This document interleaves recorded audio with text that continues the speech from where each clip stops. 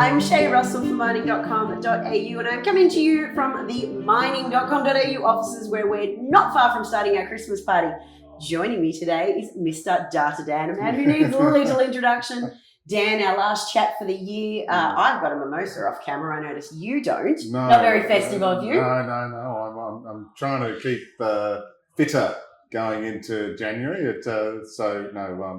Looking forward to 2025. It's been a huge year, obviously. We've seen a lot in the global economy, obviously elections, obviously geopolitical tension. Looks like it's starting to calm down a bit, particularly in Syria. So, kind of looking really now at that kind of those headline things about misery indexes, VIXs, volatility, that's kind of, what are the markers we're looking at the moment? So that's kind of where I'm at coming into Christmas.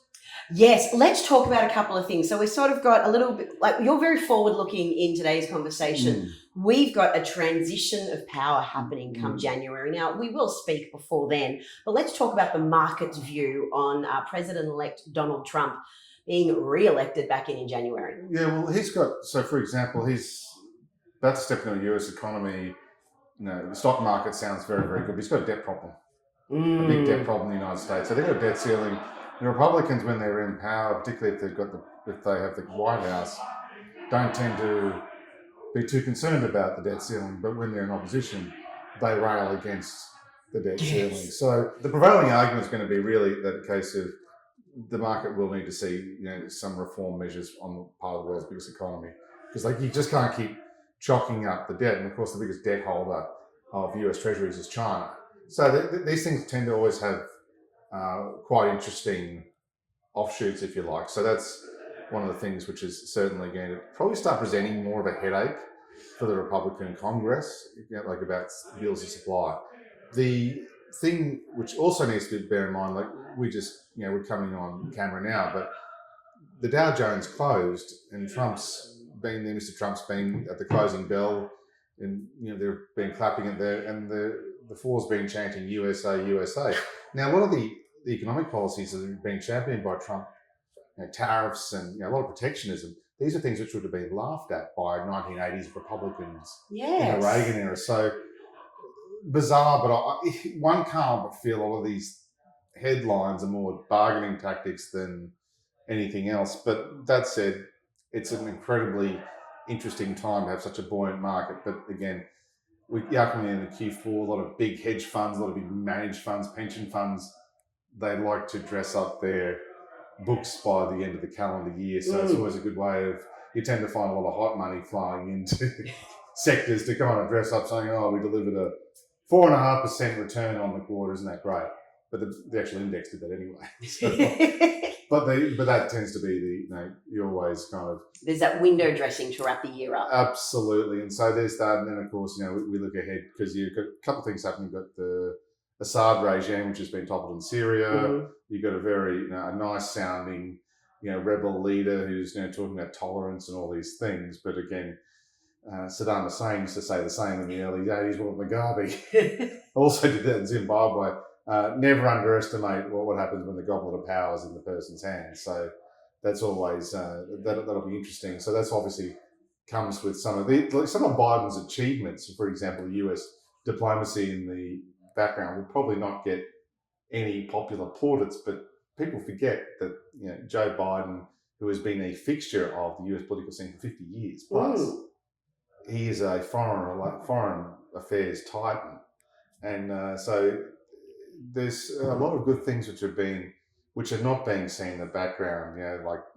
Blinken's diplomacy in this space has been huge. So I think by and large it's an incredibly interesting transition. Whether or not some of the bluster actually comes to pass remains to be seen.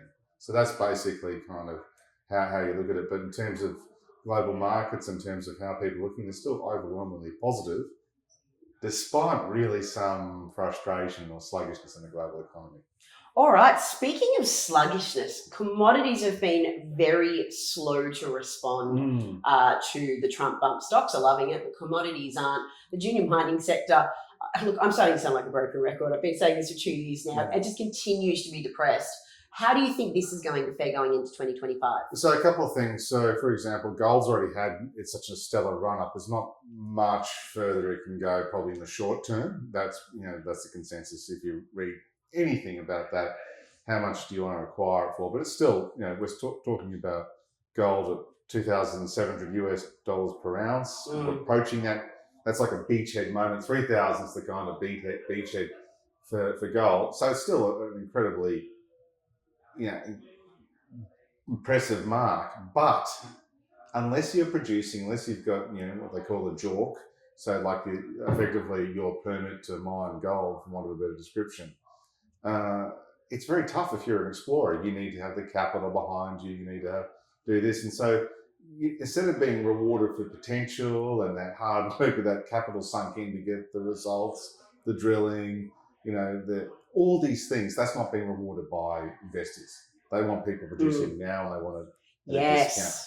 You know what is another thing that has dominated the year this year? Central banks. And I know when I cover the Mining Minute, at least 3 times a week, I'm talking about what the Fed's doing, what the RBA is doing. Yeah. It's been a dominant narrative throughout the year. Look, we've seen one of the quickest and tightest tightening cycles in history in the Fed, and I think same in Australia. Tell me, where do you sort of see central banks navigating next year? Are we going to expect more of the same? I mean, we haven't had the Federal Reserve meeting for the end of the year at the time of recording. What are you going to think the Fed's going to do next year? I don't know, truthfully, and I'll give an answer, obviously. But I like that answer. I think that's better than trying to pick the needle out of the haystack on this one. So there's a couple of things here. In the local environment in Australia, we've got the unemployment rate 3.9%, full employment. Yeah. You've still got the inflation numbers. They are probably tracking down towards that 2 to 3% range, but that's the core inflation. So that's stripping out all the rebates for electricity. And so if those government rebates hadn't been in there, electricity prices would have been up 20% from a year ago, and the inflation would be even more and more. So that arguably probably helped the pace of what we saw in hikes. But in terms of what we see, it's very difficult to see with an unemployment figure with a 3 in front of it that the Reserve Bank of Australia can move in February. Yes. That's a very difficult. So for those households who are struggling, they'll probably be a bit more belt tightening. And as terrible as it is to say this, that pain in the economy is par for the course. If we were, for example, to get even a 25 bip or a 15 bip reduction in the headline, it would only benefit households by very little. And so, it's a case of, do you continue, you have to kind of send a signal out, and people almost have to, the market's expecting to live with this. And that's really what, I think the Commonwealth Bank, I think HSBC, ANZ, they're now kind of revising to that half a year mark. And that'd probably be a good indicator. Remember, we've also got the federal election in Australia coming up. Yep. The problem ultimately, though, for all countries around the world, they talk about central banks, but it goes back to that Trump question, what we're talking about, the debt ceilings. Governments around the world are going to have to start reforming, because at the moment, they're propping up their economies through borrowing. And you've got these huge debt piles. And so what does all this mean? If governments are borrowing, they end up basically being the demand agent of last resort to support the economy, as opposed to the private sector. And when that happens, so that we talk about gold mine, the element of risk, which is what you need for anything in terms of resources, technology, healthcare. You do need that element of people being able to feel confident enough to be able to make a risk, like an investment where there's a component of risk for a bigger upside. That's really kind of, that conversation seems to have gone out the room. Yep. Everyone and every government around the world seems so preoccupied with how do you support the economy? I don't want to have 2 negative quarters of a recession. Probably not really the mark we should be looking at. We should be looking at what's the employment number. And at the moment in Australia, you've got an employment number of 3.9% is the unemployment rate. While that's the case, it's very difficult for any central bank to move downward. Unless you see genuine pain in the economy, as a central bank governor with an interest rate, particularly a core inflation measure above that 3% target, those things are very, very difficult to prosecute. It certainly is. And look, there's no smooth gear change for my final question for the year. It's No. going to be a bumpy ride for everybody. It's going to be a bumpy ride, yeah, for sure. But the thing is, you know what?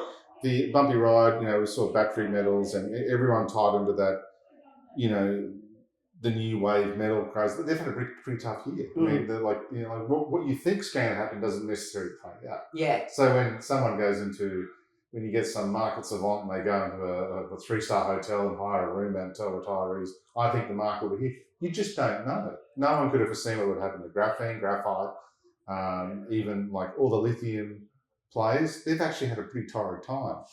And everyone has really sold into, despite the fact that Elon Musk now worth $400 billion, it's still a really tough place. So it'll be a case of what's hot, what's not in 2025. Well, that is a perfect place to leave today's conversation. What is going to be the metal on your radar next year? I'm looking more at vanadium. Okay. Yeah. Now, what's that? Well, it's because its components and characteristics apparently it's a better performer. It's got longer battery life. It's more ubiquitous, so it's actually closer to the surface as well in terms of extraction. In terms of an industry in its infancy, yes, it's got those characteristics as well. But I do think the development of vanadium is certainly a really, really interesting space at the moment. So that's what I'm looking at in 2025. Listen, Dan, there's a party happening out there. We probably should go join it at some point. What an awesome year it's been. I know there's some super exciting things to come from you into 2025 with mining.com.au. So everybody listening, stay tuned for that one. It's going to be big. Dan, great talking to you. Can't believe this is our last chat for the year. Great to see you in person. And mate, I look forward to getting you back on the mic next year. Thanks, Shae. Cheers.